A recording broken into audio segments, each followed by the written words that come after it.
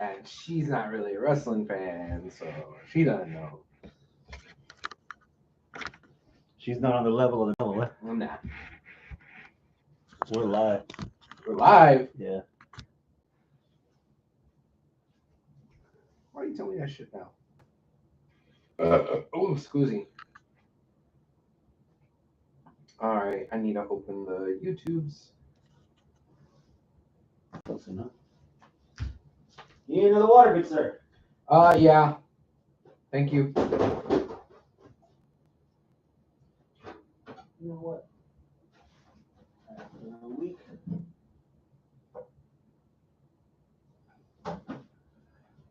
Switch account. Houston Wrestling Radio. Grinding the gears of war. Yeah. All right. Oh yeah. Oh yeah. This is gonna be good. As Kurt Angle would say, damn good. Oh, yeah, our volume's on. Yep. Yeah. Oh, yeah. Liquid yeah. death, baby. Oh yeah. Oh, yeah. Oh. All right, share, copy link, go to the Book of Face, paste. We are live with our Full Gear PPV. No, not PPV, but our Full Gear preview. We're live with our Full Gear preview. All right. Next. That's it. Post. All right. Oh, then yeah. Switch out of the HWR page. No, I don't want to increase my reach. No, I don't want to reach around. We ain't got the budget for that shit. Back in the day, maybe. Back when we kind of took this seriously. Yeah. Well, we had talk about a network.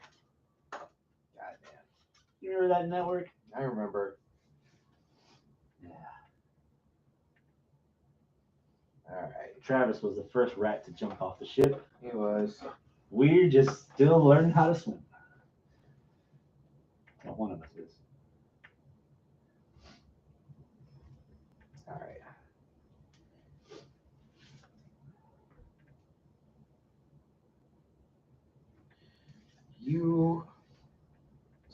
You and me, if I could spell, live talking Full Gear.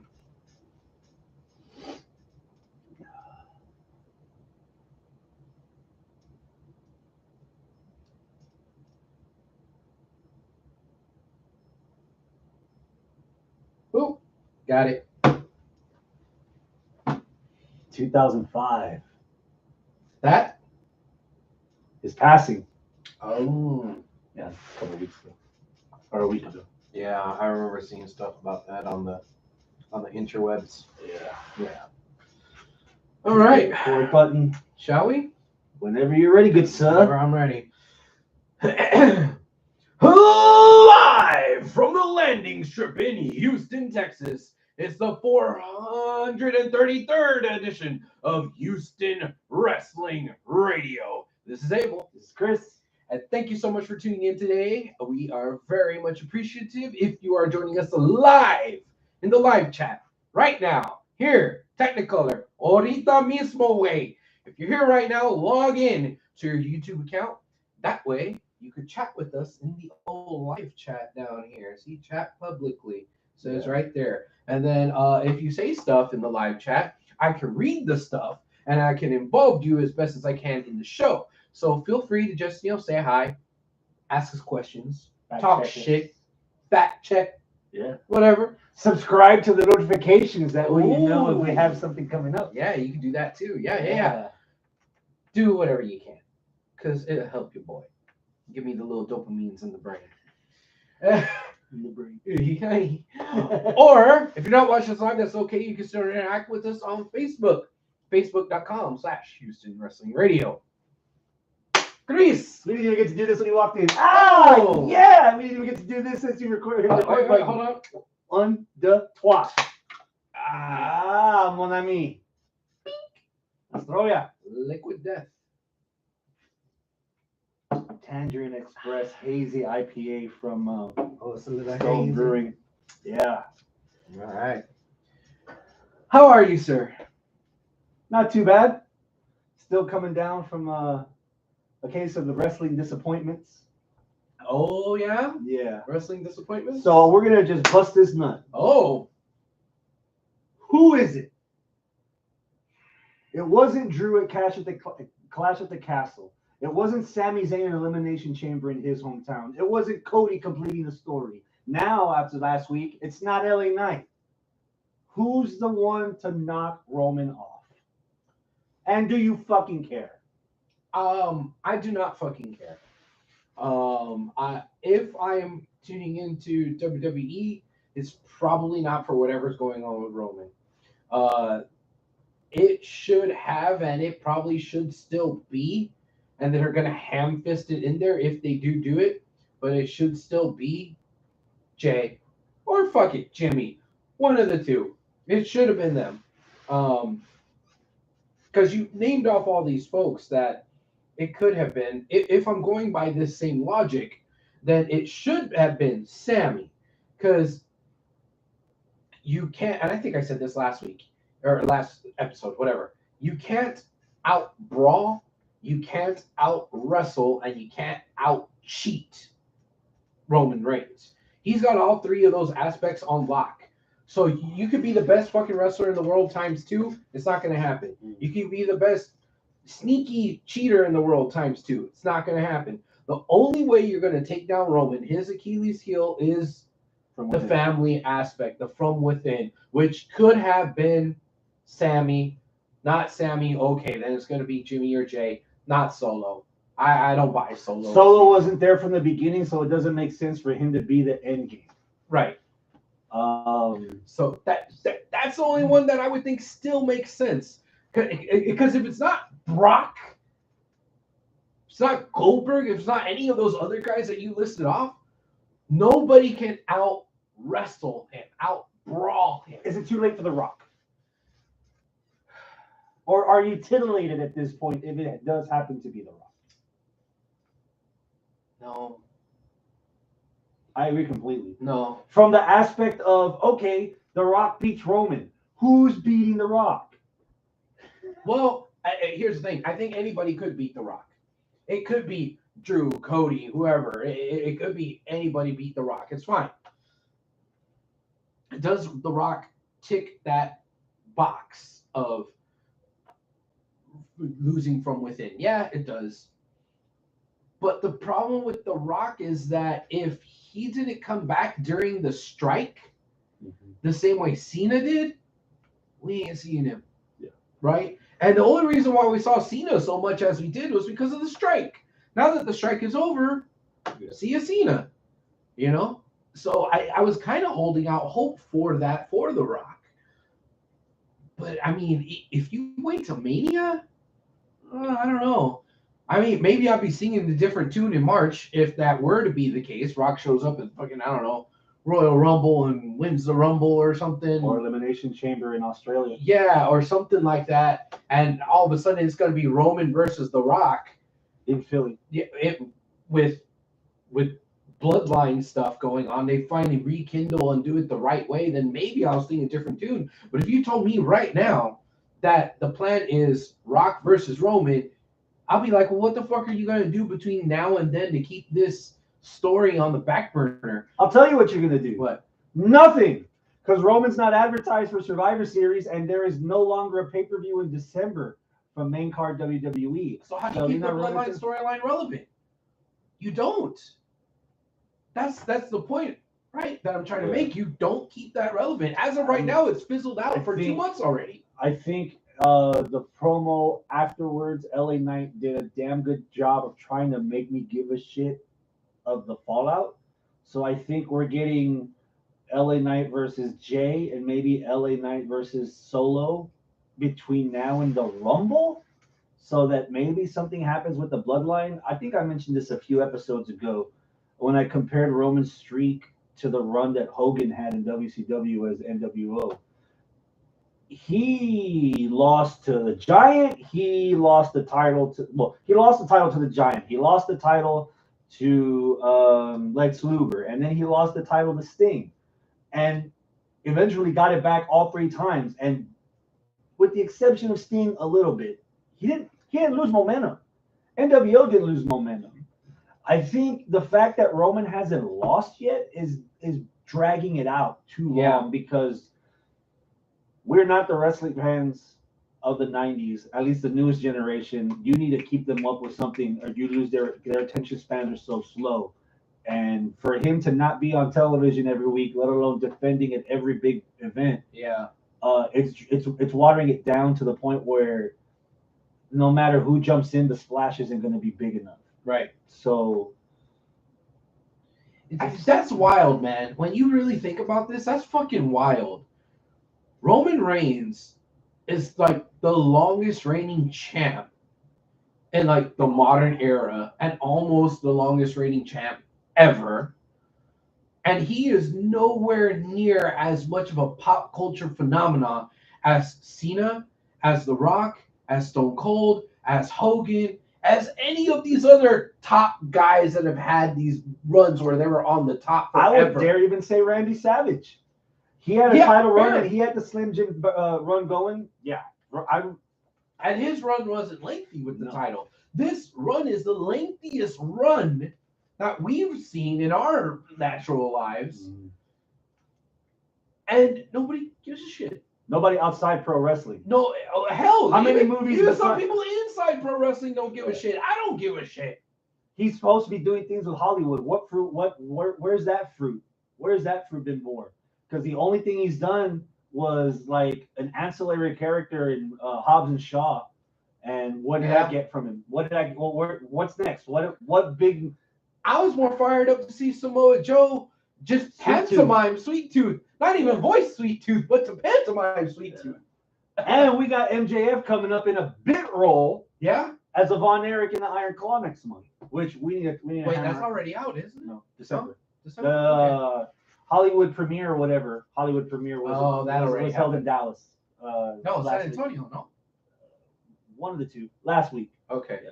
Whatever. But which off air we need to hammer out plans so you can come watch it. Okay. We watch it as a group. Hell yeah. Yeah. Yeah, we're good. So Roman stuff.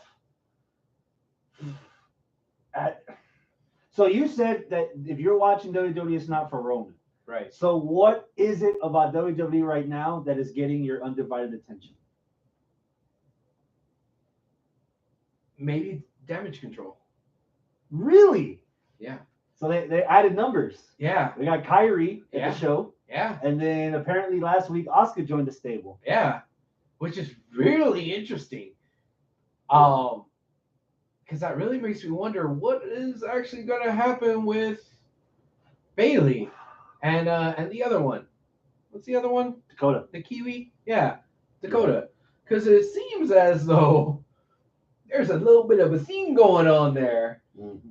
Hi. And Bailey's not a part of that theme. No. So I really wonder if Bailey's going to get usurped. Yeah. And is Dakota still going to be in it? Because you could say that it's just, it's a Japanese faction, and we'll let the Kiwi in because that's close enough to Japan. Yeah. You know, they kind of have a working relationship on that side of the country, or that side of the world, you know.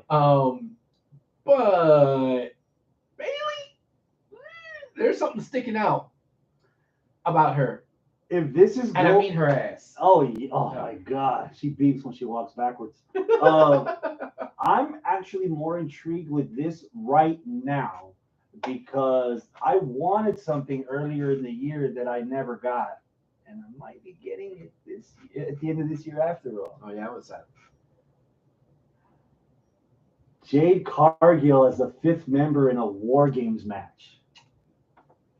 We didn't get her in Blood and Guts after all the buildup that they did with the Outcasts and their heels. People got injured. Thunder Rosa was out. Chris Statlander had the injury. and then whatever momentum that feud would have had just fizzled out before it could even get off the ground. Yeah, yeah. And if you're looking for 5 faces to deal with damage control, you might have to pull a wild card, and I would fancy to think it could be Cargill. Dakota, Asuka, Bailey, Io, and Kyrie. That's yeah, 5. it's 5. Yeah. Yeah, you have Charlotte, Shotzi. God, I need to go back and check the roster. Well, Jade, right? Jade, yeah, but the So other that's- 2, yeah. Yeah, who else? Natty. Yeah. Well, she makes a great pair. What did you think of Judgment Day? They're outing at Crown Jewel. Did you like the idea of Sami Zayn just hijacking the briefcase and keeping Priest from actually cashing it in? Disclaimer. You didn't watch it. I didn't watch all of Crown Jewel. God damn. Is I that didn't what watch happened? it either. Yeah.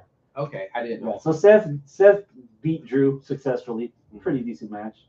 And Priest comes out, is ready to cash in. Drew didn't interfere. He didn't stop Priest, but he didn't beat up Seth either. And Sammy came out from the crowd and took the briefcase and ran with it. Kind of killed an angle for me because the next night on Raw, or the next episode of Raw, they're like, I walked in backstage and fucking Scrap Daddy told me, hey, I gotta give the briefcase back up to Damian Priest. But yet on AEW, the boss man's not boss man enough to tell Jay White, hey, you need to give the belt back to MJF. You're not champ. You know, like, oh man, come on, I didn't need that. But it happened. I mean, maybe they did that to kind of stick it to AEW Yeah, for too. that, you know. What of Crown Jewel did you watch, and did you like it? I actually watched Logan Paul versus Rey I Mysterio. caught that too. Yeah, I caught that. Where the fuck is Logan Paul been? Man, He's easy to hate, and you can talk shit all you want. yeah, but he's actually a better good than- wrestler. Yeah. You sulking in your arms just I know. saying that. God damn it! Why's it gotta be good? The pill won't be that jagged if you just swallow it down with a little bit of prime. Yeah. Oh. Got him.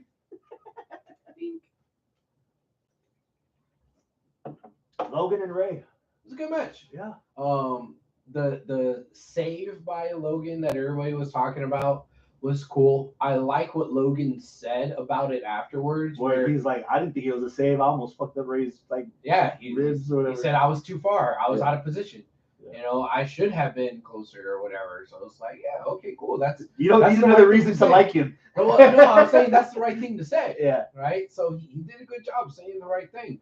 Which makes me wonder just a titch. Just a little bit. Makes me wonder if maybe this kid's matured a little bit. Yeah. Maybe he isn't who he was when he was a dumbass. Was it Japan. 10 years ago? Yeah. Not well. How long ago was that? Was that 10 years ago? Was it 5 years ago? 5. We'll stick closer to 5. Okay. Yeah. You know, I mean, I'm a completely different person now than what I was 10 years ago, right? Shit, I'm a different person than what I was fucking 3 years ago. I'm still the same piece of shit. I just got broccoli and corn in there now. Yeah. Yeah, I'm trying to be a little healthy. Yeah. It's got a little bit more gray in your beard. That's all you got. That too. Yeah. So, yeah, I mean, I get it. People change. So maybe he's changed a little bit. Maybe he's grown a little. I don't know. But good for him.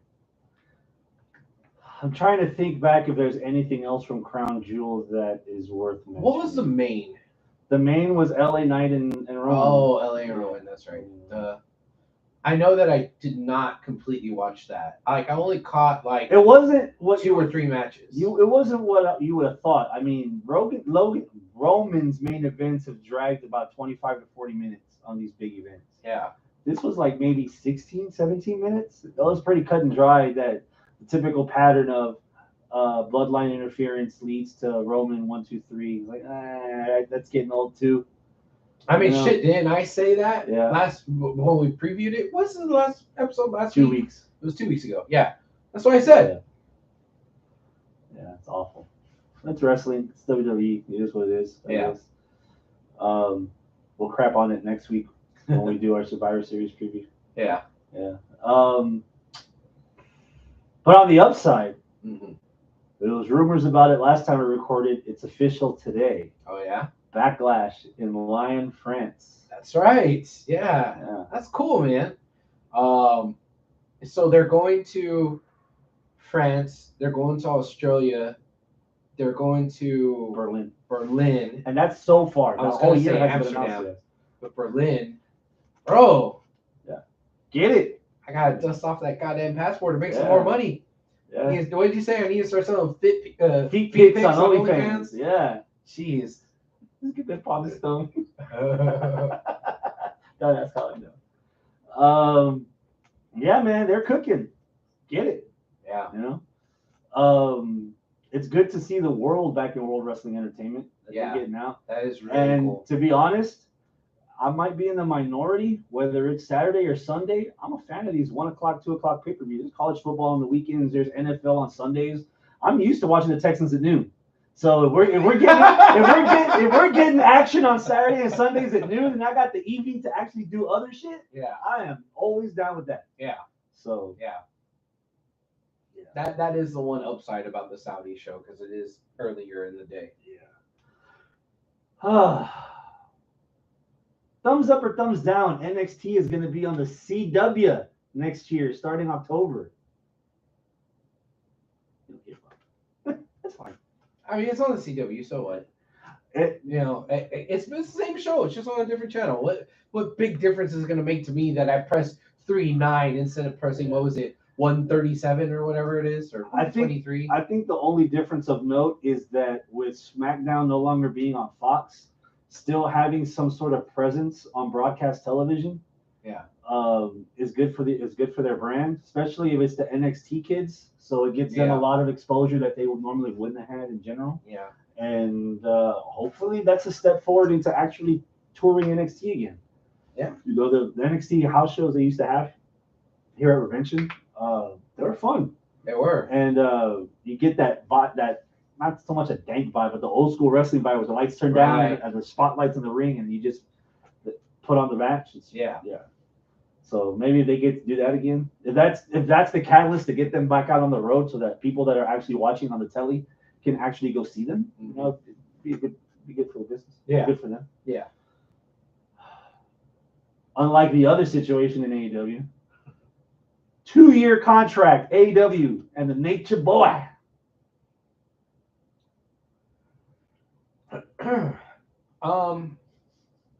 So I'm not going to sit here and say you should not sign Ric Flair to a contract. If you got the money, which it seems like the cons do, you had a wrestling organization and you had the opportunity to employ a Ric Flair, sure. The problem is, how are you actually going to use the fucker? Yeah. When are you going to use the fucker? Right? What exactly are you planning on doing here? If it's going to be Ric Flair on your TV every week wrestling, was he 132 years old? How is he now? How old is he now? He's like 40% carbon. Yeah.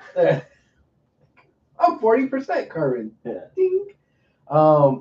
Then no, that's the wrong move. Now, if it's to have him under contract to do a special appearance here and there to give some advice to some of your young kids, both on screen and you know what, maybe off screen, and they actually listen to him. Okay, cool. That might be a good idea. Because the AEW youngins love to listen to all their legends. That's what I was gonna say though. I don't know if that's the environment of the AEW locker room. I don't know if the youngins there will actually listen to Ric Flair. I mean, they seem to be okay with Sting.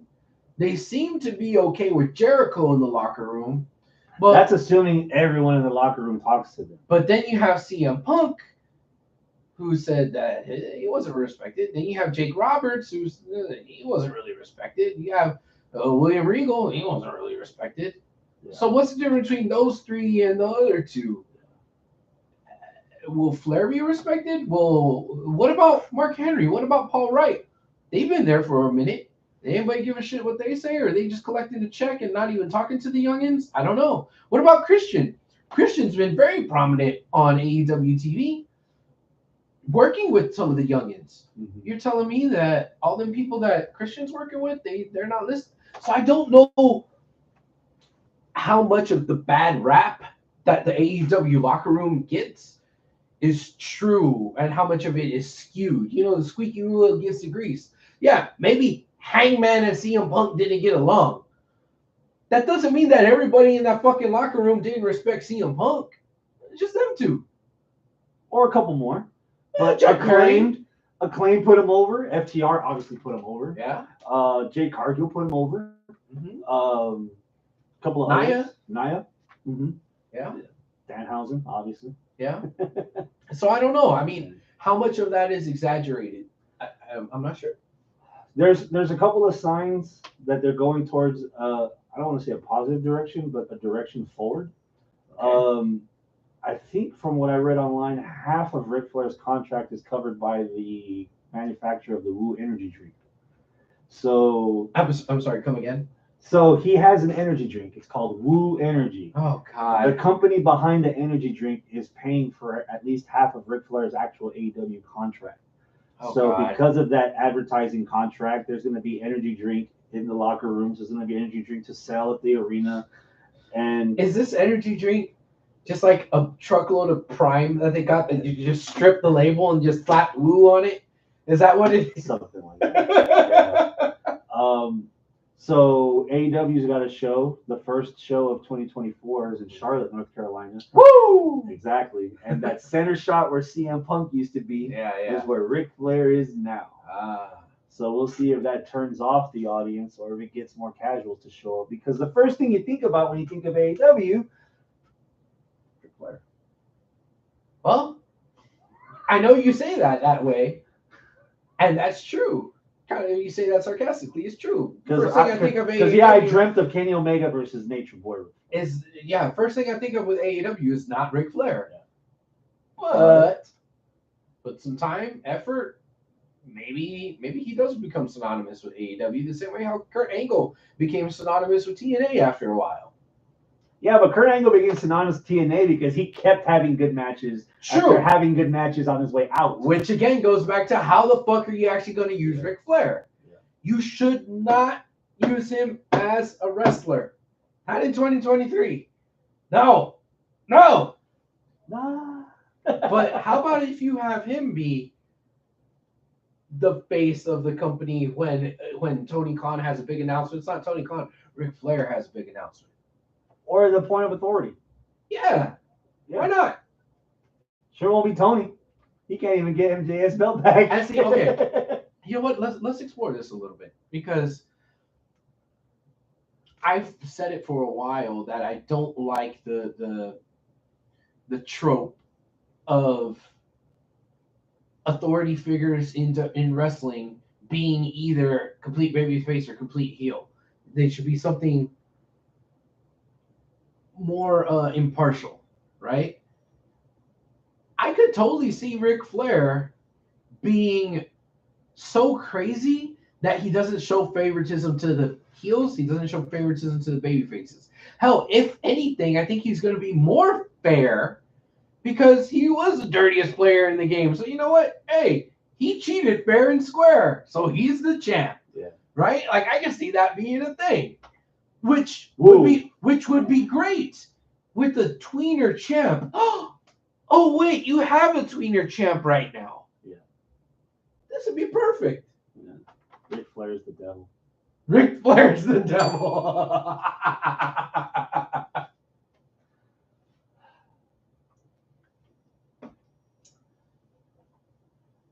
So, any match of the week candidates? I didn't watch enough in-ring wrestling to have a match of the week candidate. So you tell me if there was something. Fuck it, Mysterio and Paul was a great match. It was probably the show stealer of the whole show. Okay. Fair. I'm gonna go out on a weird limb and say that I enjoyed myself thoroughly watching Red Velvet against Sky Blue on Dynamite. Spots were good, spots were ugly, spots were ugly, but they actually got an ovation after the match finished. And sometimes you can't move that ass. Yeah. And I've always loved chocolate. So. That was fun. You know what I didn't like? That's all red velvet is. Red velvet is chocolate cake with red food coloring. What? Red velvet is not a special flavor. Red velvet is chocolate with red food coloring. That's all it is. It's chocolate Milk cake. chocolate or dark chocolate? I think it's milk, but I'm not sure. But it is My chocolate. mind is just blown. I was know, passing right? Red velvet. I crave cupcake all the time, not knowing that it's nothing. It's just chocolate. God damn it. Chocolate with red food coloring. That's it. You know what I wasn't a fan of? The goddamn street fight that ended Dynamite last night. I was catching some of it, and I think they lost me with Kota Ibushi on a 10-speed bike with a pipe in his hand. The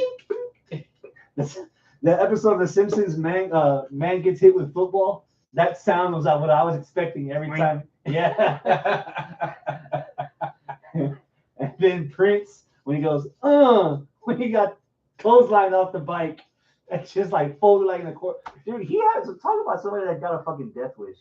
When he took that pile driver on the table with the chairs on it underneath it. Oh god. Kota Ibushi's showing in AEW has not been.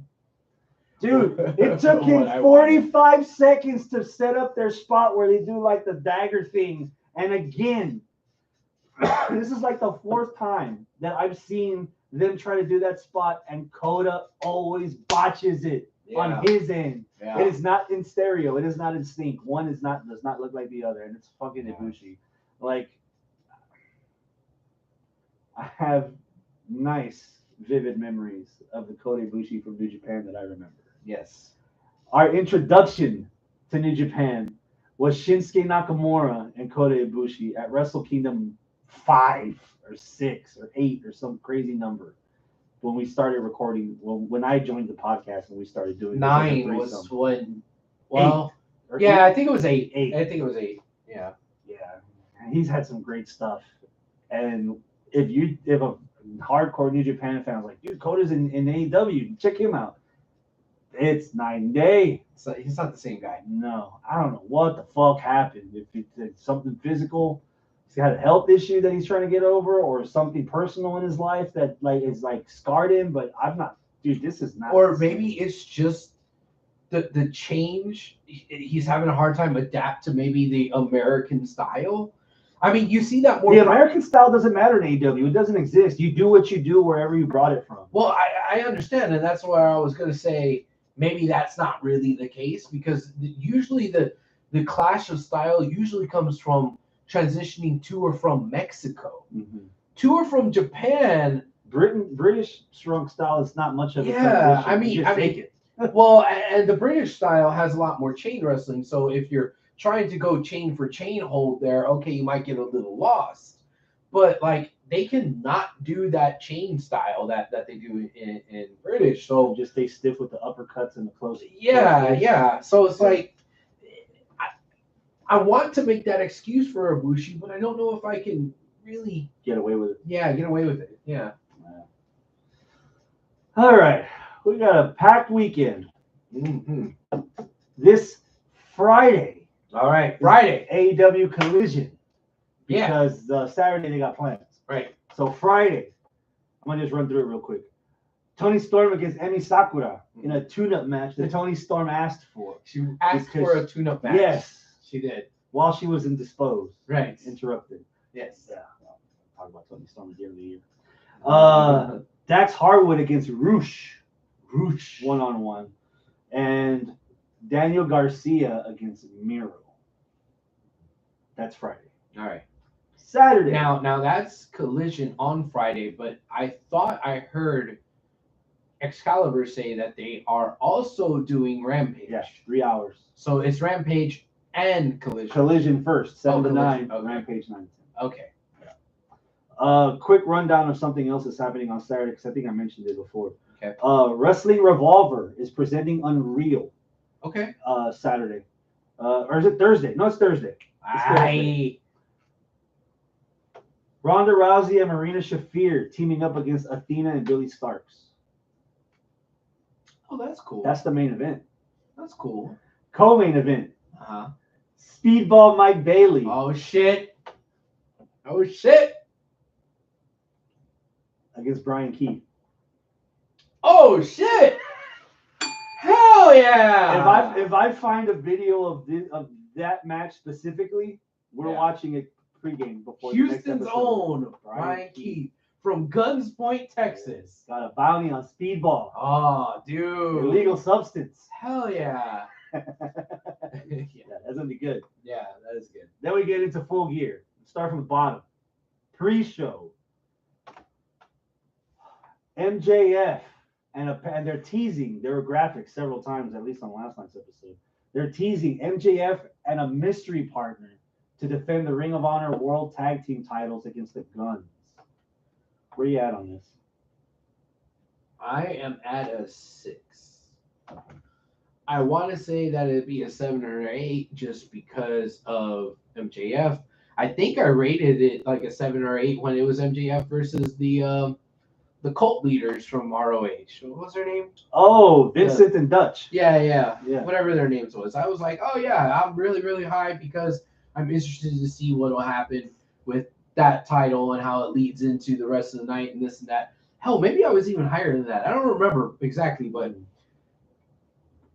now we're doing the same trick again with MJF pulling double duty, 1 versus 2 with the title, when it might not be 1 versus 2, but I don't have a guess as who could be the other one.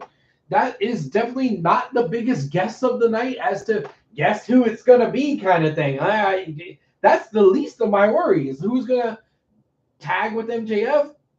Probably no one. And that's going to further the storyline of how isolated he is from the rest of the roster. And you know what? He's still going to retain that championship, I think.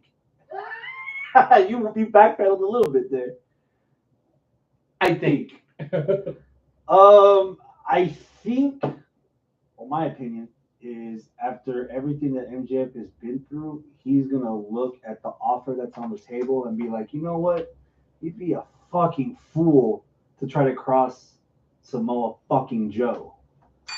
So I'm thinking MJF tomorrow between Collision and Rampage is gonna sign the deal with his own devil and team with Samoa Joe on the auspices that winter is coming in Dallas. That's Chamoy. Hey, ¿cómo está ese Chamoa Joe? Samoa Joe's payoff. Primo, vamos a ver esas luchas. De Chamoy. Chamoy Joe. Hola. Ay, ese güey está grueso. Chingado. Mi favorito ya es Chamoy José. Chamoy José. Chamoy José con las tetas. Más grande que mi esposa, güey. Y unas nalgonas, no, hombre. Hombre, güey. Ay. Nomás con una nalgona y está aplaudiendo por horas, güey. Hasta tengo que parar, yo. Chamoy José, chingado. Yeah. I'm thinking it's MJF and Samoa Joe against the Guns. The Guns don't die. All right. MJF and Joe are going to retain. And like I said, I think the winner is coming. That's Joe's payoff. He gets the title match that he requested. Okay. I want to see somebody dare cross Samoa Joe. What do you think about that move of Joe relinquishing the ROH title just so he could say that he wants a shot at the big one? So is this option C? Did he just option C that title? I'm gonna do a very slight brag that no one's gonna understand. Okay. I fantasy book a lot on here on this show. And a lot of times the listeners and viewers are like, damn, that makes sense. I like that. I've always had this storyline in my head where somebody like a babyface defies all these odds and finally wins the world title. And then the next night on television relinquishes that title because he never needed the validation of anyone else to prove how good he really was. I love the idea of Joe relinquishing the belt under the auspices of I didn't sign a fucking AEW contract for this shit. In essence, is what he said. Yeah. Not only does he not lose heat, the fire grows. Yeah. I think.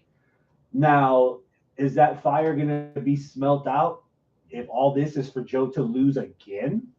Yeah. That's what I'm afraid of. That's what I'm afraid of too. Because I don't see MJF losing anything anytime soon. Unless Wardlow costs him because it's what he least expects that he's going to lose everything he has. Wardlow is going to cost Samoa Joe? No, MJF. Oh. And MJF loses the belt to Samoa Joe and we get a Joe run. Doesn't have to be 1,080 days like Roman Reigns is. All right. You give him 3 months. You know, MJF's already had it for about a year. Yeah. So it's around that time on AEW's cookbook that it comes out the oven and he puts something else in the and it's about to be 2024. Yeah. The bidding war 2024. Yeah. So you know what? Yeah, let's get that thing off of him before he fucking we have to do Montreal screw job with fucking MJF before he takes off to WWE. If he does. Especially if MJF looks at the camera and goes like this. Yes. It's like W. F. Or F. Yeah, dig it. Of course, I'm one of the biggest Chamoy Joe marks. So I don't know if I'm the one you should be asking. But I like the idea of his own personal validation, and he doesn't need a secondary title in his opinion. I'm gonna make a shirt. God damn it. I need to tell Aaron this right now. Like, dude, you need to make this shirt Chamoy Jose. Inevitable. Sting, Darby, and Adam Copeland against Christian, Luchasaurus, and Nick Wayne. Give me a number. 6. And 5. Okay. I don't know why, but there was some steam that was kind of let out of this storyline for me. I think it was too soon to have to go from Adam Copeland swearing that he's not going to wrestle Christian Cage to suddenly, I am going to wrestle Christian Cage. Is that what it is? It's too fast. This should have, yeah. You could have done it at World's End. Our world's ending. What Edge and Christian, as you know it, is dead. One-on-one. Yeah, one-on-one. I don't want to see that in a 3-on-3. Yeah, you know what? Maybe that's what. The only thing that would help is if they don't touch at all in this 6-man tag and they save it for the fucking. But they're not. Or maybe they just do a tease like they did the tease of Nakamura and AJ Styles in the Royal Rumble that one year. Yeah. Oh, Money in the Bank ladder match. That was. Oh, was that what it was? Yeah, they were staring each other. They both pick up the ladder and they move it away, and then they stare each other down. Oh. That was such a good tease that we never got the payoff for. Oh, we did. Nakamura went heel and didn't do shit. He had AJ Styles at WrestleMania and couldn't beat him. And only beat him on a non-title match in SmackDown. And then after that, we stopped singing this song because they changed it and added Japanese lyrics to it. Oh, yeah. That's you remember that? Yeah. It's been a while. Now I remember. Yeah, it's been almost 5 years. Jesus. That was almost 5 years ago. Damn. Yeah. Don't worry, I'm not that far behind. Oh. Got a couple more weeks with this. Yeah. 5, yeah. We got winning. I got Christian's team winning. I got Christian's team winning too. Okay. This has to keep going. Okay. Yeah. Something about man. I've kind of been underwhelmed so far with Copeland's debut / utilization here in AEW. Yeah. A part of me thinks it's too soon and too easy to go straight to the Christian stuff. You could have had 6 months of them just crossing paths in the locker room. Yeah. And just but we're not going to talk about it. The elephant in the room is going to keep multiplying and getting bigger until it's a fucking circus. Yeah, and we'll finally know. But no, they went right into it. And then after that, Sting, Flair. Oh. Yeah. Who's the next old timer that they're going to do this? It's just, I don't know. I feel like you could have mixed Sting in with the Christian and Edge storyline a little bit better. But not without everyone else. But they didn't do it quite as well as they should. So Get now, Luchasaurus out. Now Get Wayne out. Get Darby out. Those two ingredients aren't emulsified together enough, right? So if you're gonna do it, you need to do it like full bore or not at all. And I think they did some sort of like halfway in between. Yeah, it's not working for me. No. Like I'd rather see what else they're gonna do with Sting other than this. And I mean, shit, dude, we were there when Sting announced his retirement here in fucking Houston, right? Well, Rosenberg, right? It's Rosenberg. It's Rosenberg. Rosenberg. Monterey. But like, it was like, cool. You're about to go on a farewell retirement tour. What's you're gonna do first? Play third fiddle in a storyline with a 6-man tag? What? Okay. It doesn't help that there's another thing happening at the same time that I think that I'm slowly getting more invested in, and that's Bryan Danielson's farewell tour because he's falling apart in the face. Yet again, he's the first entrant in this AEW G1 Climax tournament that they're doing. I'm more invested in the last moments of Bryan Danielson than I am the end of Sting's career. Yeah. So I'm pretty sure Danielson's gonna fall apart at some point and just die. Yeah. Oh, ooh, damn. That was rough. He keeps breaking his arm, his ankle, his knee, now his face, his orbital bone. What else? It's thick. Well, he's already got 2 kids. Doesn't need anymore. Yeah. We need to talk about that off camera too. What? Oh, good for you. The Golden Jets against the Young Bucks. If the Golden Jets win, they get the Young Bucks open title shot contract that they won at the last pay-per-view. If the Young Bucks win, there's no more Jericho and Omega as friends, as teams, as buddies, as whatever the fuck. So because of that stipulation, I think it's going to be pretty obvious that the Golden Jets are going to win. The stipulation of all y'all can't be friends and together is too permanent of a stipulation compared to, hey, we get a title shot. Yeah. Okay, cool. The Bucks are going to get way more title shots in their day. This isn't the only time they're ever going to get a title shot. So if they lose this one so that these two could get a title shot, yeah, that makes sense. Now, that right there, the predictability of the outcome lowers the anticipation level for me. I would say that for this particular match, I'd probably be at like a 7, but now I'm at like a 5. 6. Cool. I've got the Jets winning. I mean, they didn't go through all this effort for nothing. Oh, they're the Golden Jets, which, by the way, Golden is because Omega and Ibushi are together. Right? Yeah. This is no. But Bucks and Omega in the same ring together at the same time sound really good. But then Jericho kind of seems to slow it down. Jericho's is it safe to say Jericho's in that territory now where we don't want to see him wrestle anymore? He's that territory? He's almost there. He's the guy that should be having a farewell run right now. Yes. Yeah. Not Flair. And Sting. And they should have been farewell. And I'm in the minority. There are flashes of entertainment and, dare I say, somewhat brilliance with Jericho on commentary with the right people beside him. Yeah. That I would start sticking Jericho on commentary and easing him off of this. Which I know it's not going to happen, but that's another conversation for another day. I got the Jets winning. I'm at a 6. Okay. Here's where things get spicy. All right. In California. Texas Death match. Hangman, Adam Page, Swerve Strickland. All right. I'm gonna go with about a 9. Really invested in this. I really like it. The Texas Death Match part in California does seem kind of silly, but there's nothing about Texas that Californians like. But I've always said, like, well, just because you're in Chicago doesn't mean it's a Chicago street fight. Just because you're in fucking California doesn't mean it's a, whatever match. Just because you're... So it kind of makes sense. So a Texas street fight for Hangman? Whatever. For Hangman, it makes a little bit more sense because he's got the little cowboy gimmick and everything. It's like, okay, cool. It's his match. All right. Did you see last night's promo? Oh, God, yes. That was so good. It was so fiery and passionate, yet also still kind of funny enough to Swerve where didn't say Swerve shit. almost broke.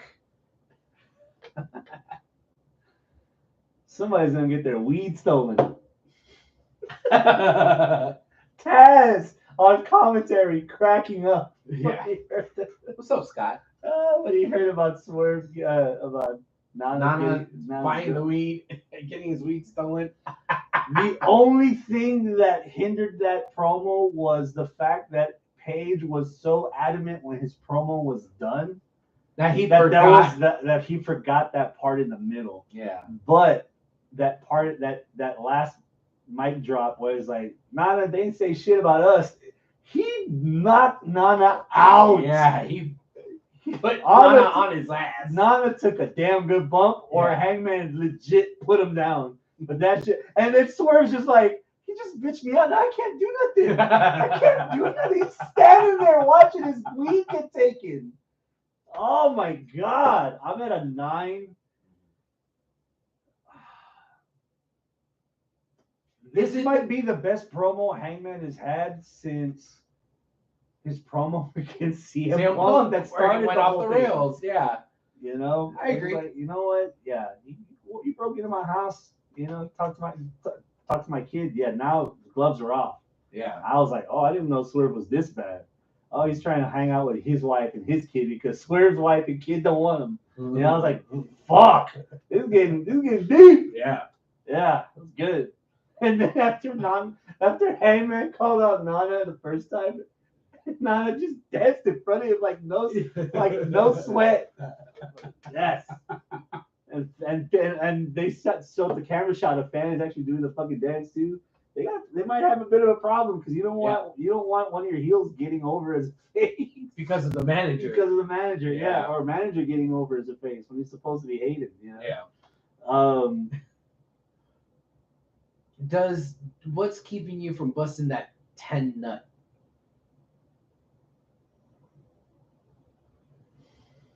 May I suggest something? AEW's track record with death matches, quote unquote. Yeah, I don't think this was the right stipulation to do. Yeah.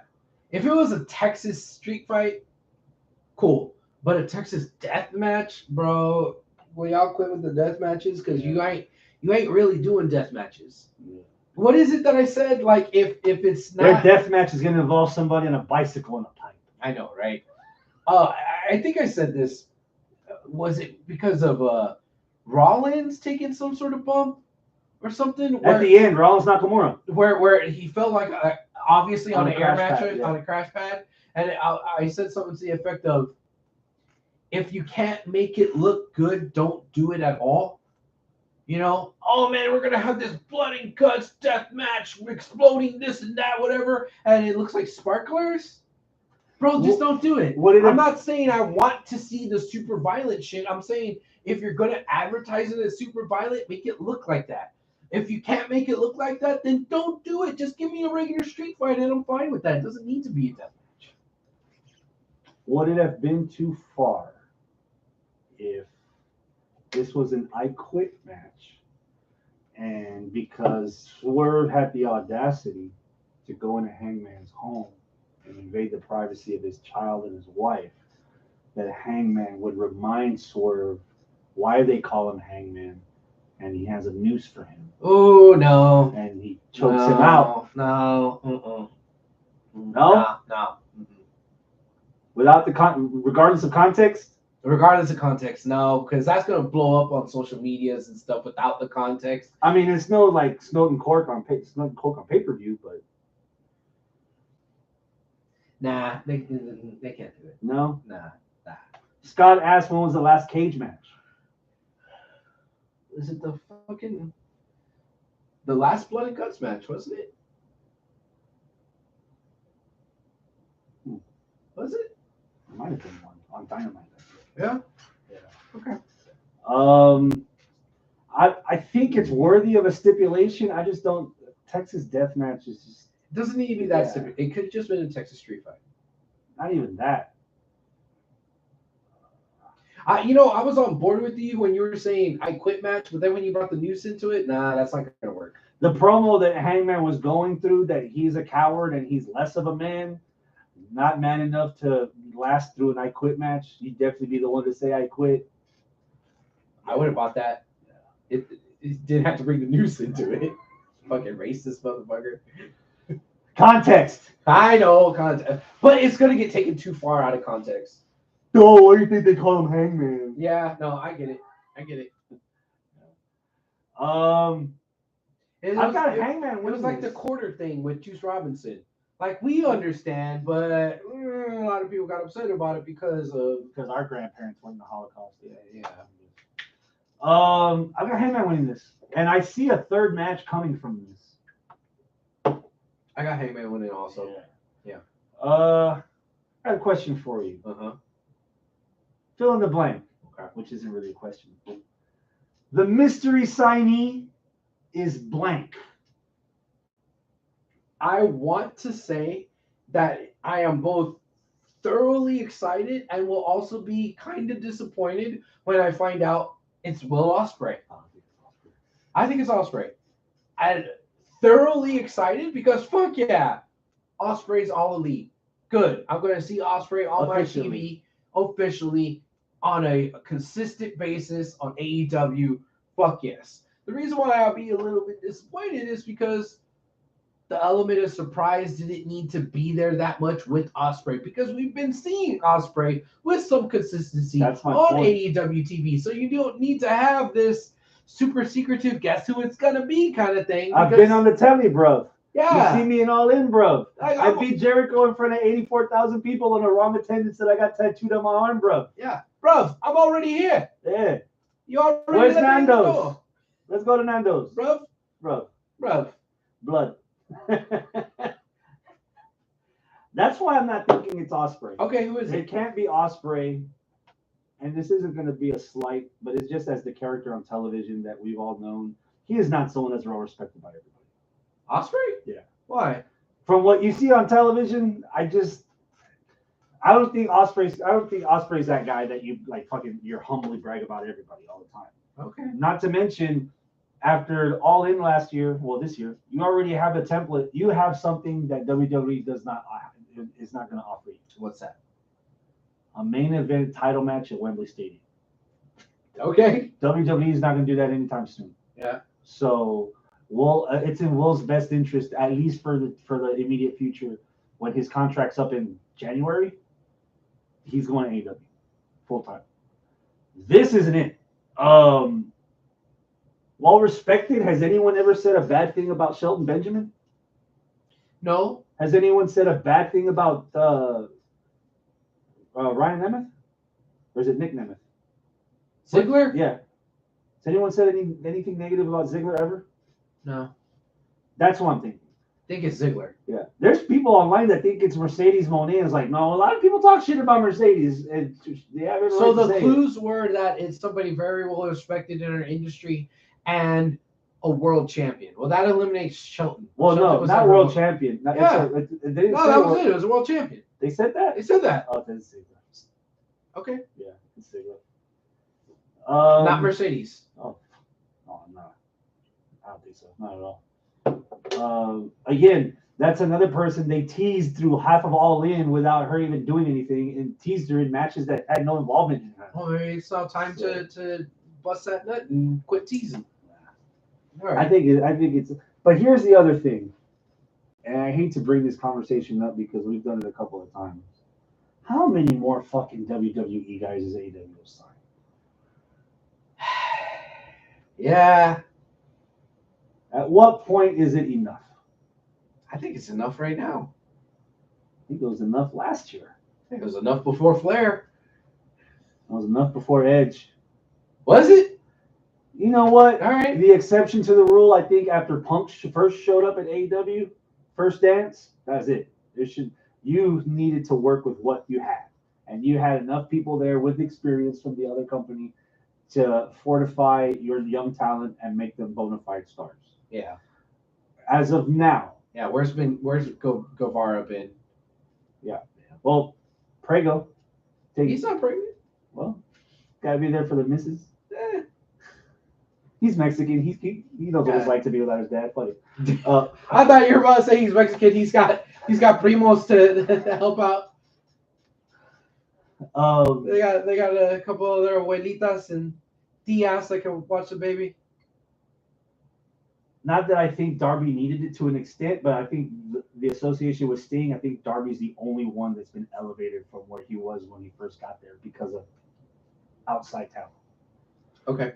Other than that, I have no idea anybody that's been elevated to that status. So why it just we had the same like, oh dude, they're bringing in Keith Lee, finally somebody that deserves an actual title run. They got in Swerve, somebody that really could benefit from a title run. They're signing too many big guys. It's too main event heavy, like the talent that they have. Yeah. There's so many options, but you can't do them all. And then if you're having the old school mentality, the old school territory mentality, where your world champ's going to have the belt from 9 to 14 months for a run, a lot of people are not going to have an opportunity, and you're going to be. It's almost like you're stifling them, their opportunity or their creativity, because that's just how it is there. There's so many people right now that they could be using instead of bringing in more outside people that are going to be taking spots from people that you would think they've invested enough time in, that you're going to at least throw them in the deep end and see if they can sink or swim. Yeah. Not that he needed to know, but in certain people's eyes, MJF got thrown in the deep end, and he's swimming. He's backstroking. He's doing real good. He is. But that one does not make a brand. Right. Need more. So, anybody else? I don't fucking know. Okada? No. Tanahashi's too fucking old. They've already tried Shibata out. I mean, we've already seen Osprey enough on television. That won't be a surprise. It has to be a former WWE. I think I saw these two names, Marty Scurll and Sami Callihan. So Sami Callihan, I would buy as somebody that might be well respected in the locker room. Marty Scurll, definitely not. No. Yeah. Not Marty. And again, you don't want to be that guy. Gonna bring all this hoopla for someone that needs a booster seat to ride a roller coaster. You got Wardlow, you got Hobbs, you got Marty Scurll. Yeah. One of these things is not like the other. Yeah. I saw a name that I didn't agree with that was a well-respected guy. I might ruffle some feathers when I say this. I am of the opinion that if you were ever on the Control Your Narrative roster, you are not someone that is well-liked by everyone in the wrestling community backstage. So fuck me in the ass with a spiked bat if it's fucking Flip Gordon. I heard that name on and I was like, what the fuck are you snorting and send me a dime bag? Yeah. Fuck that. No. This ain't Parlay. Parlor. Chris Statlander, Julia Hart, Sky Blue. Triple threat for the TBS Pose title. 9. I want to really get behind. Sky Blue's heel turn, but I'm not gonna buy it until she gets rid of the goddamn Scooby-Doo gear. If she was Peppy, the Scooby-Doo gear would be perfect. Oh yeah, but she's trying to do this heel turn. It's like, I'm just waiting for her first promo to be, I would have gotten away with it if it went for those damn kids. Yankees. I think the heel turn's gonna pay off where Sky and Julia team up together. They're all in the same faction. Julia wins the title. Sky is the one that's dominated, and Julia is the dominant. Okay. Yeah. You know what?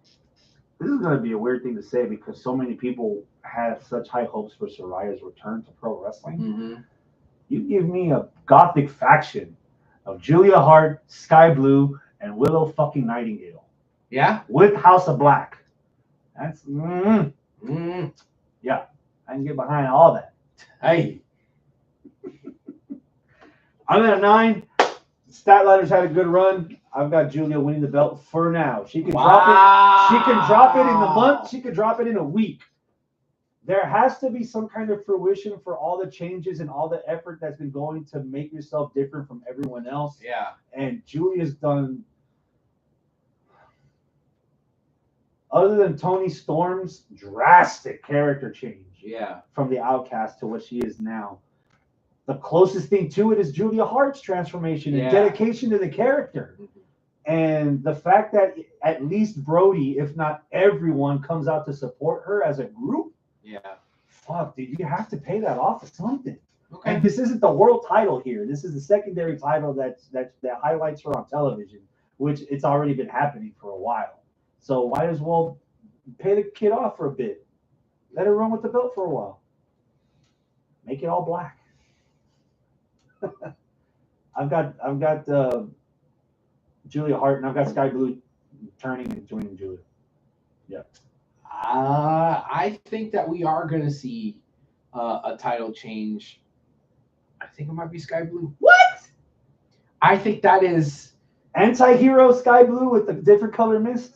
Yeah, and she's going to be kind of caught in between wanting to be who she was and the weird mist thing, and she's like, now she's the champ, and there's this pressure, and she was on like this losing streak forever, but all of a sudden she just started winning a couple of matches, and everybody got behind her, was supporting her, and now oh fuck, now she's got the title, but she's trying to she got sprayed with the mist, so she's got that going on and this going on. You give her the Thunder Rosa treatment where half of her is like good and evil, kind of like on the presentation. Yeah, maybe. I mean, maybe not that exact on the nose, but kind of have like this weird divided champion who's under a lot of pressure, who everybody wants to cheer, but she's kind of like going towards the dark side. But... She can have those House of Black eerie promos where one half is her with the emo paint and it's shrouded in darkness, and then the other half is her with like the light background and her face and everything's all pretty, and it's like this duality of which one am I, or how can we coexist between both these different personalities. Yeah, I think it could definitely make that work. I think it could be interesting and unexpected, and that's your title change for the night. Yeah. Almost, it's weird to say, but in a sense, it's almost like Bray Wyatt and The Fiend. You don't know which one you're getting. Yeah, that could eventually happen. You get Sexy Sky or you get Death Blue. Right. House of Blue. Yeah. Sponsored by Bluetooth. Yeah, Orange Cassidy versus Jon Moxley, the rematch, International Championship. Man, I don't know what to make of this match, man. I don't know if I want to say I'm at a goddamn 10 or if I'm at a fucking 5. I really don't know, man. Because, like, on the one hand, it's Moxley. And it's Orange. But Moxley and Orange have been doing some really interesting stuff. Right? But it's Moxley. Yeah.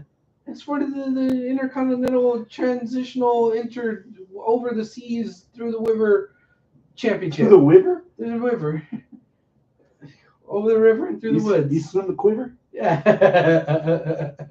Make my liver quiver. It's weird that we actually got some kind of character development last night where Moxley completely ate that orange punch and just stood there and showed him like, this isn't working anymore. And the look on Orange's face where he's like, well, I'm fucked. Yeah. Yeah.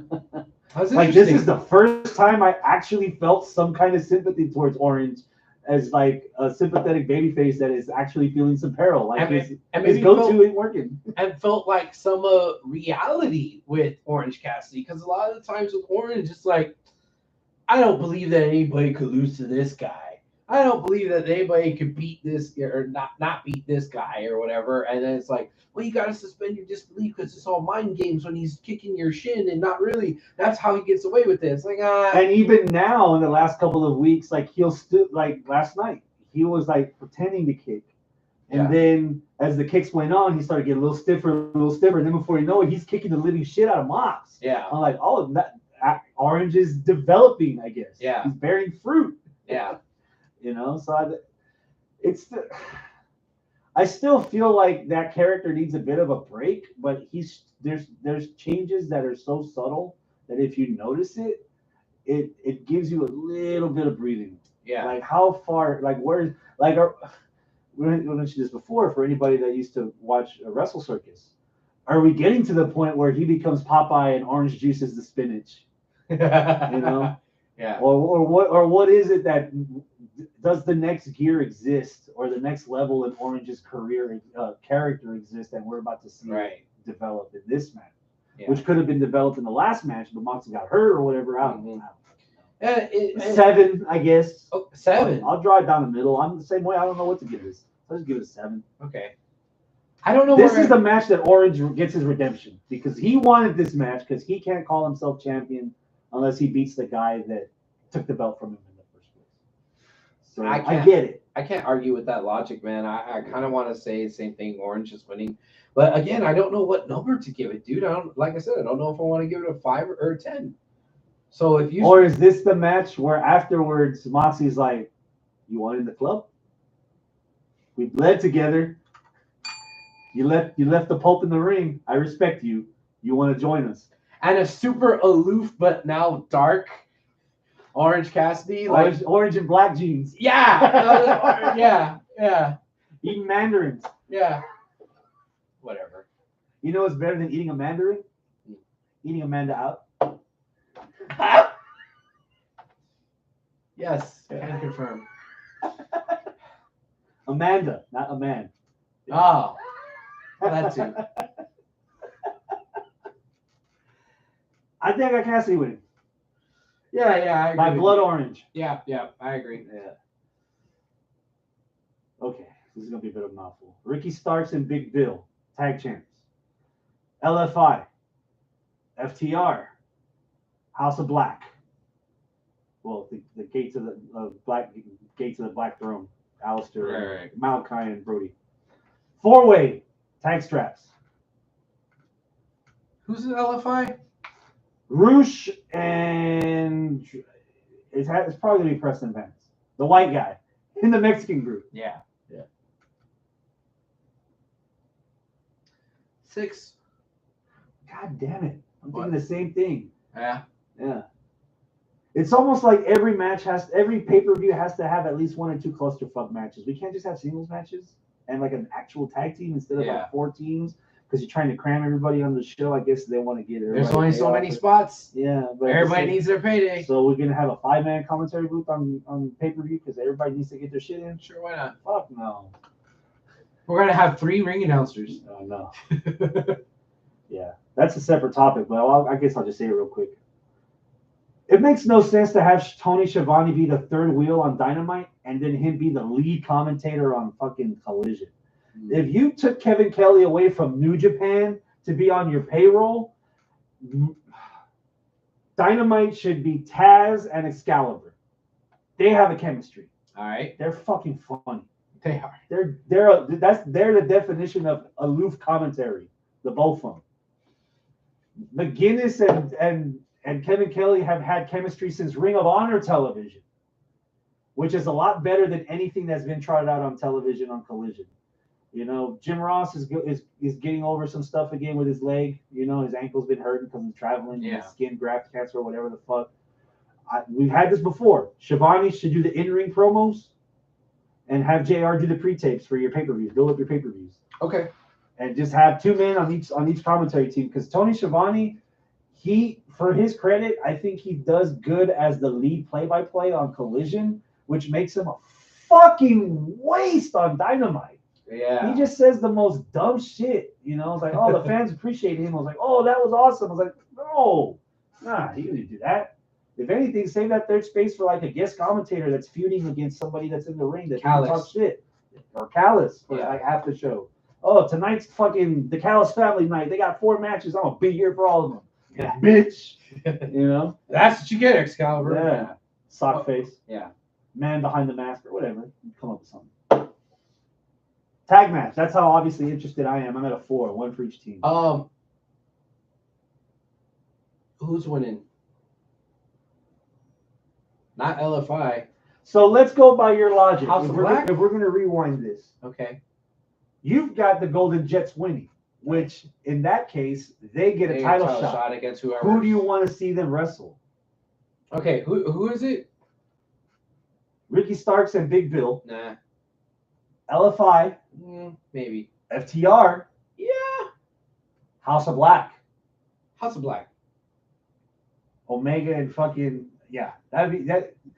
They would make the Winnipeg Golden Jets would be great baby faces in peril. The Winnipeg Jets. Yeah, having to fight off fucking Brody. Yeah. Yeah. And Malachi and Omega in the same ring at the same time. Yeah. That's a dream match that Yeah. we haven't even scratched bedrock on. Scott wants to know what you're drinking. Oh, Tangerine Express Hazy from Stone. It's good shit. Nice. Yeah.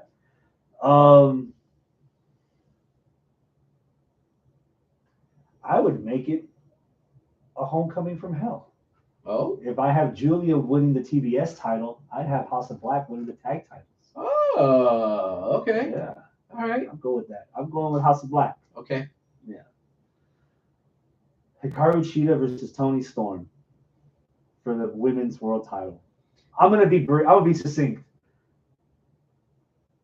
I cannot believe in Toni Storm's character if she loses her Hollywood debut, Hollywood return, whatever you want to call this. This is Toni Storm's night. You have to give it to her. Mm-hmm. You have to. Anything less would be uncivilized.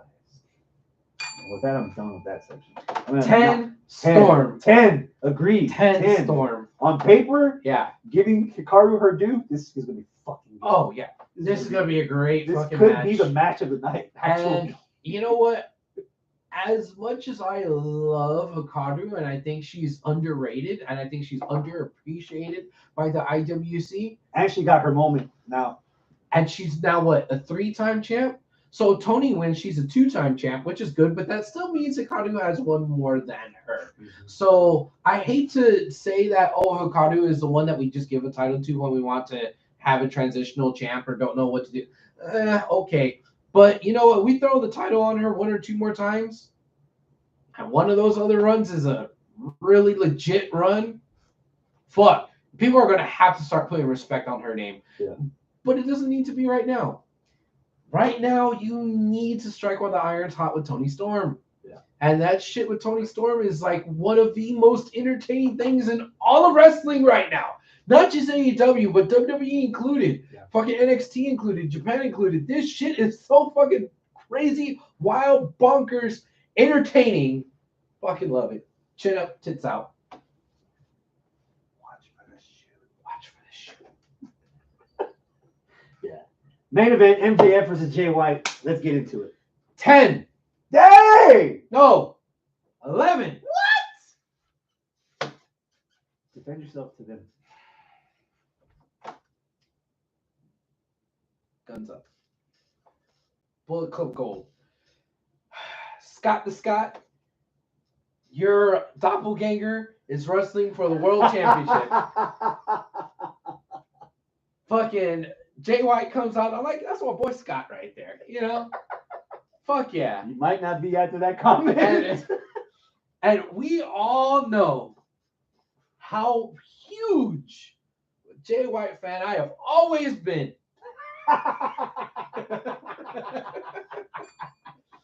I have loved Jay White forever.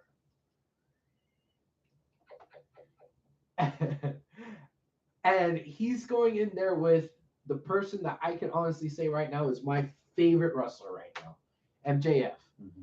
And I think that match between the bells, they're going to fucking tear the house down in a way that we haven't seen MJF do before. Every single match MJF has been in over the course of the last year and a half, he has shown me more and more of who the fuck he is in the ring. Whereas the first, 3 years of his career, we all thought he was just some scrub who couldn't actually wrestle because he would just hide behind the cheating and hide behind the other characters and hide behind Wardlow and shit like that. So it's like, oh yeah, he's all character, no wrestle.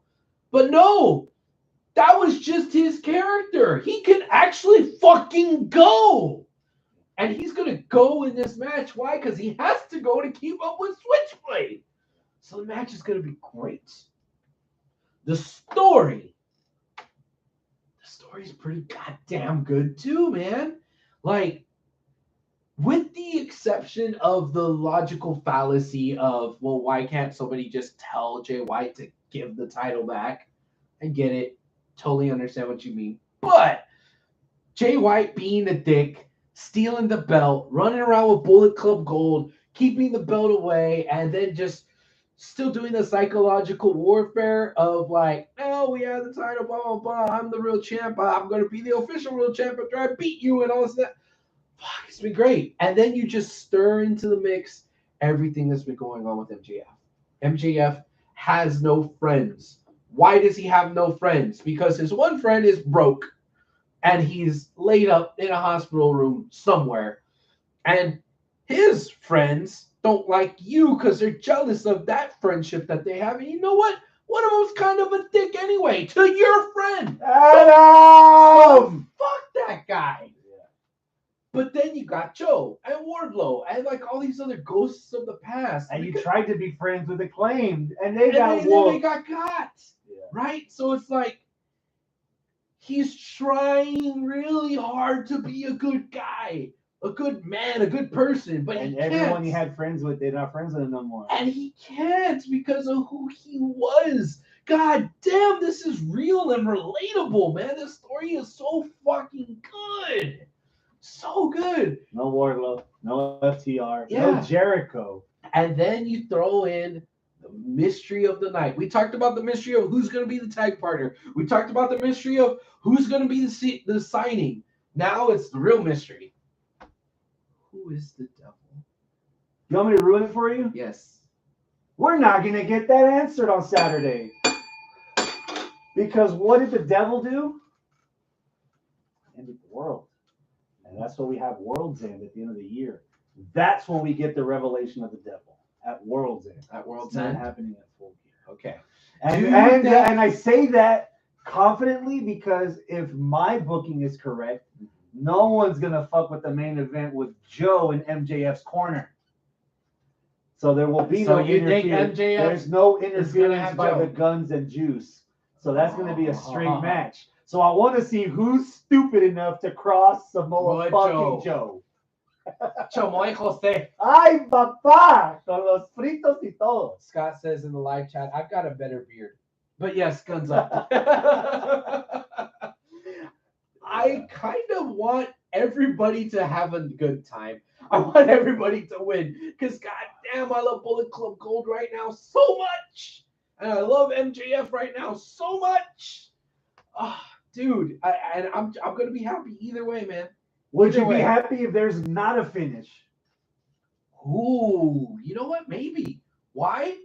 If you like them so much that neither one of them Because can take a loss right now, what if there ain't a finish? If there ain't a finish, MJF is still the champ. And if he could just snatch the belt without having to win or lose or whatever, but he has the belt that's still rightfully his, even though there was like a DQ or some count out sloppy no contest or whatever. Okay, cool. But then Jay White could use that of, you never beat me, bruv. Wait, that's the wrong accent. Oi! Oi, you never beat me, you know? What if the devil and his minions fuck up the entire match and we get to round 2 of the enemy of my enemy is my friend? You already had MJF scissor. You already have MJF aligning with Sweet Tooth. And now you have MJF guns up. What? So he goes from having like no friends to like All enemies. All frenemies. All frenemies? All frenemies. It's like the Sinister Six. What the fuck? Dude. What? There is so many possibilities that could come out of this that I'm like, Yeah. give it all to me. Give it all. Like dude, there is so much bullshit that could happen that if we were kind of lackluster in our energy for some of the undercard of this card, this makes up for it in spades. They don't have many options on the vegetable side, but they got all the meats. Yes. Yes.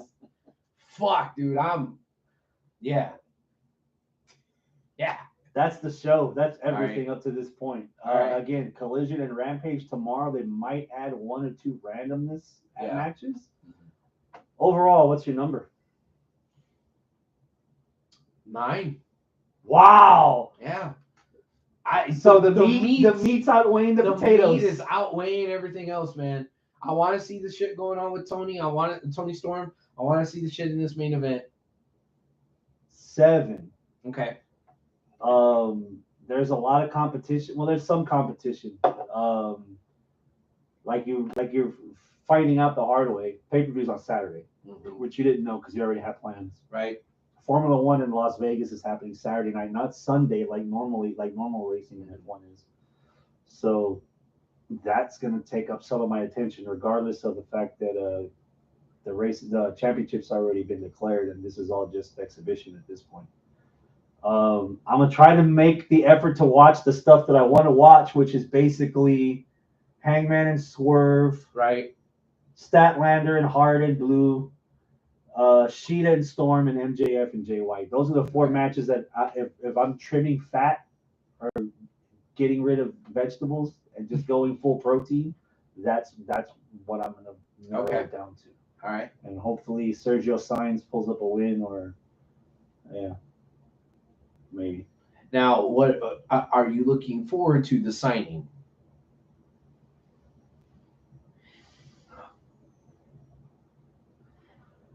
The signing alone, probably not. Okay. If someone interjects and there's already the first storyline in place with the guy that's being signed. Okay. Maybe. You know what? That's going to bring me back around. Lewis Hamilton. Either Sergio Sainz or Lewis Hamilton win, and I'll be all right on Saturday. But so let's just throw it out there. Okay. So if it's Dolph Ziggler, who are the 3 guys you want to see him feud against? Wrestle. Who I want to see Ziggler wrestle? Yeah. Pretty Ricky. That was the first one on my list. Pretty Ricky. This is gonna sound like duh, but Omega. No, you don't want to see that. I know. Really. And his brother.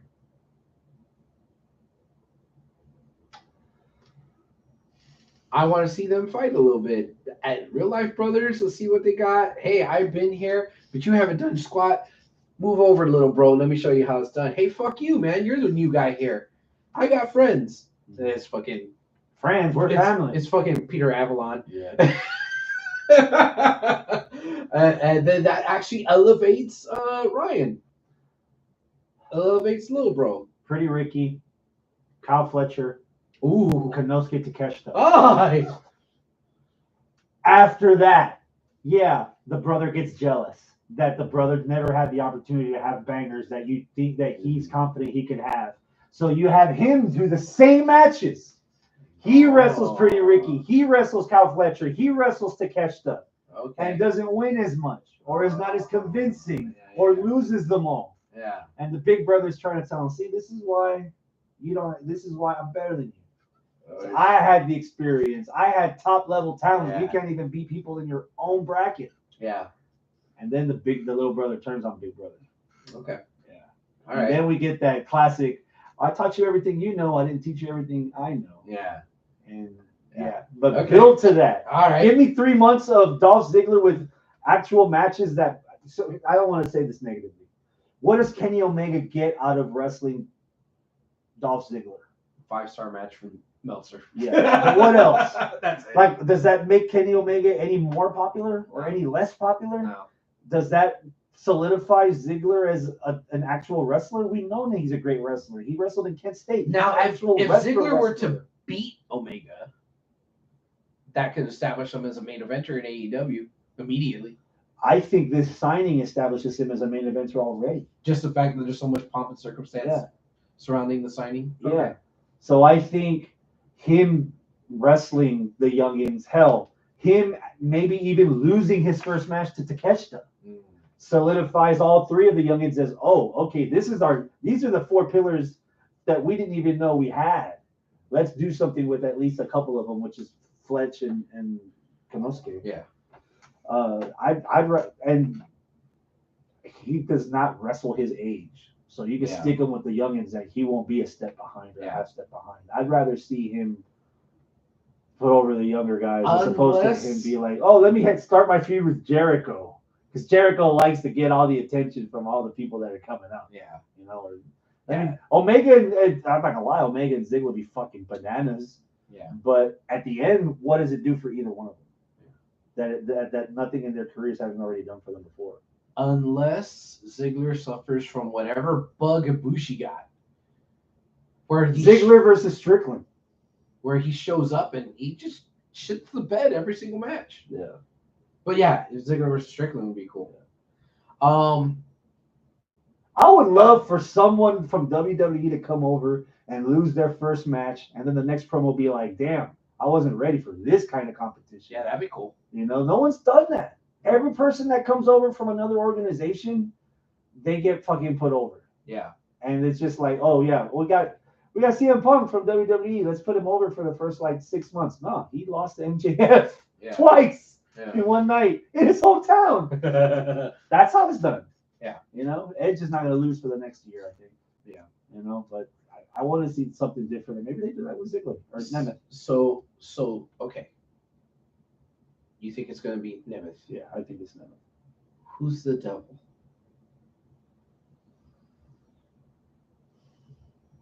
It's Jungle Boy. It's Jack Perry. You think it's Jack Perry? Yeah. Why? MJF cut the promo on him when they did the Fatal 4-Way match at Double or Nothing. It's like, you know what? You'd have more opportunities if you were more like me.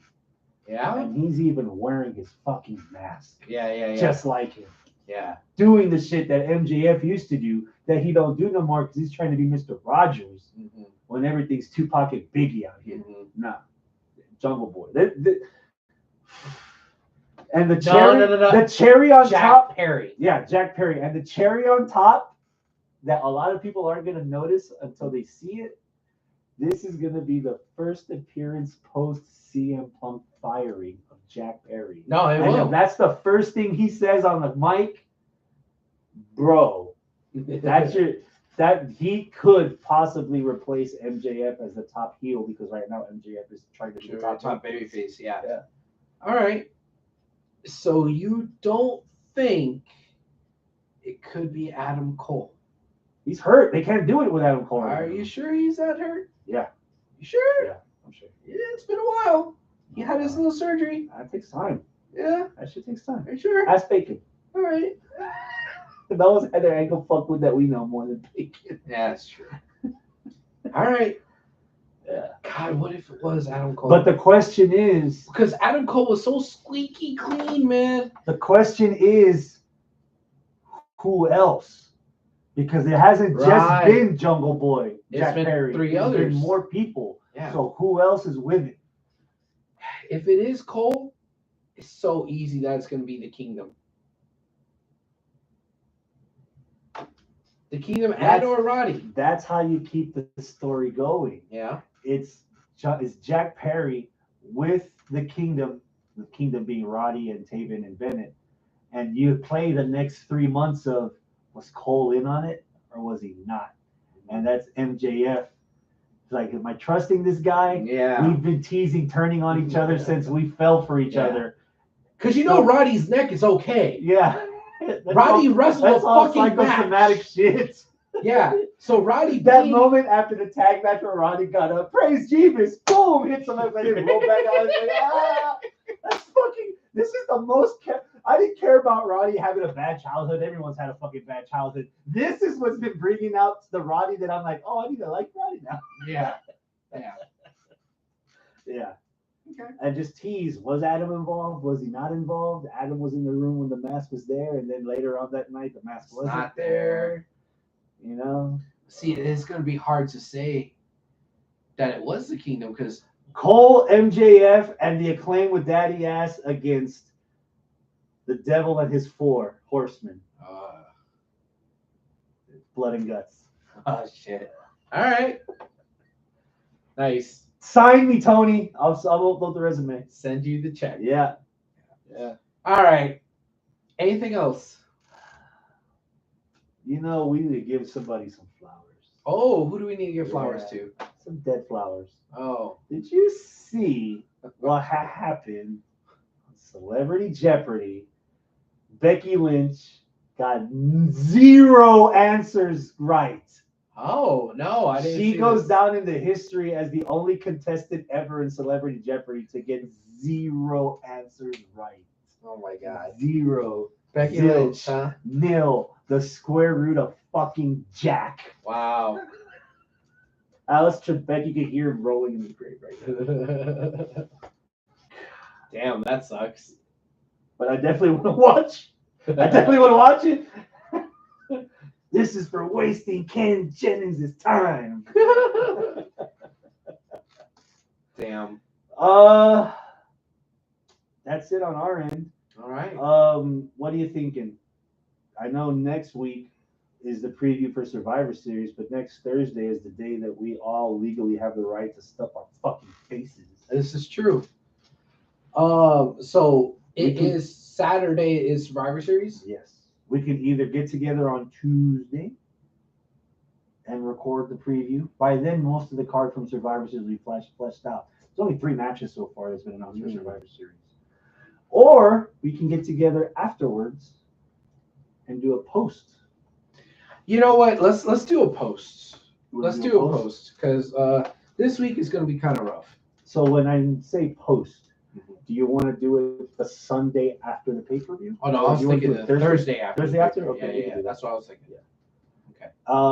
We might have to come back the Thursday afterward to preview Anyways. NXT Deadline Okay. and possibly Ring of Honor Final Battle. Okay. But we could definitely do the Thursday after Okay. to talk about Survivor Series. All right. And Full Gear. Yeah. And then at some point we'll have to hammer out plans for year in review. We're gonna be coming up. Yeah. It's true, man. We're The coming up on- one episode that we're gonna need everybody. Yeah. Arnold, Hector, Scott, you and I. Mm-hmm.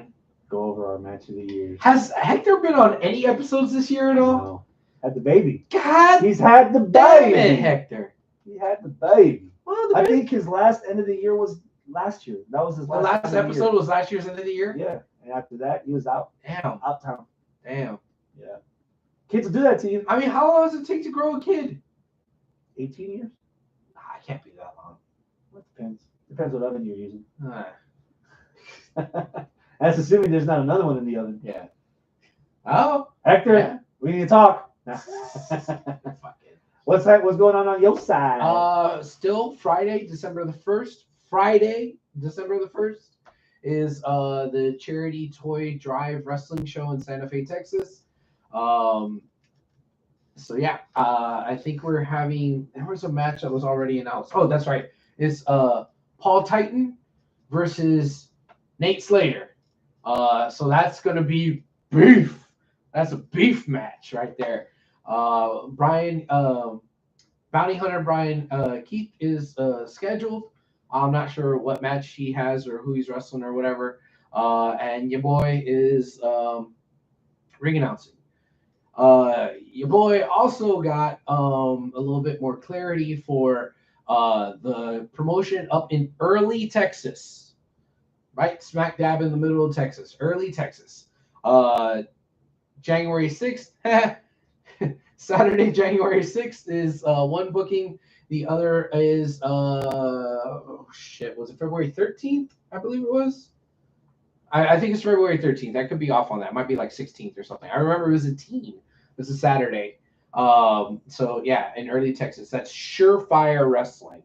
So yeah, if you're out somewhere between Austin and Dallas, because I believe that's where Early, Texas is, somewhere in between the two, which is I've pretty only much driven between there once. that's pretty much all of Texas.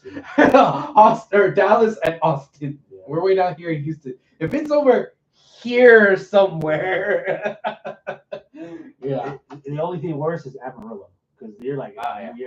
you're half Oklahoma. Yeah, but that's the gigs that I got for ring announcing. So yeah. All So, right. yeah, that's it. Well then, I guess we got a show, huh? That's it, bro. Well, adios, my friends. Keep it classy. Au revoir. Bruv. Bruv, bruv, bruv.